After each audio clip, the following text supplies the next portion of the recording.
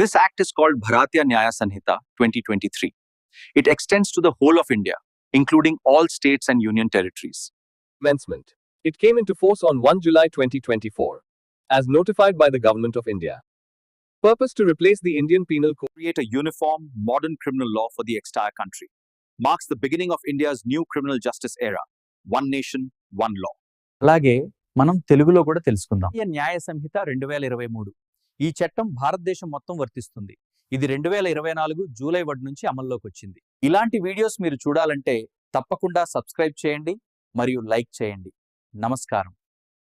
Next section 2 definition. Every person, whether Indian or foreigner, is liable to punishment for offences committed within India. నమస్కారం. నేను advocate G Sunil Kanth. ఈవేళ మాట్లాడబోయేది BNS section 2 గురించి. ప్రతి వ్యక్తి భారతీయుడు కానీ విదేశీయుడు కానీ భారతదేశంలో నేరం చేస్తే బిఎన్ఎస్ 2023 ప్రకారం శిక్షించబడతాడు, మరియు వేరే చట్టం కింద కాదు. Section 3 of the Bharatiya Nyaya Sanhita 2023 says, any act done outside India by an Indian citizen can also be punished under this law.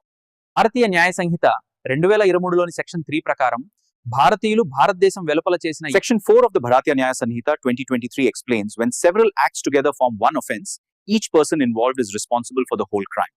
భారతీయ న్యాయ సంహిత 2023లోని సెక్షన్ 4 ప్రకారం అనేక చర్యలు కలిసి ఒక నేరంగా ఏర్పడినప్పుడు అందులో పాల్గొన్న ప్రతి ఒక్కరూ మొత్తం నేరానికి బాధ్యత వహిస్తారు.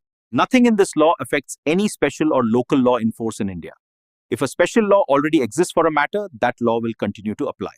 భారతీయ న్యాయ సంహిత 2023లోని సెక్షన్ 5 ప్రకారం ఈ చట్టంలో ఉన్నది ఏదీ కూడా భారతదేశంలో అమల్లో ఉన్న ప్రత్యేక లేదా స్థానిక చట్టాలను ప్రభావితం చేయదు.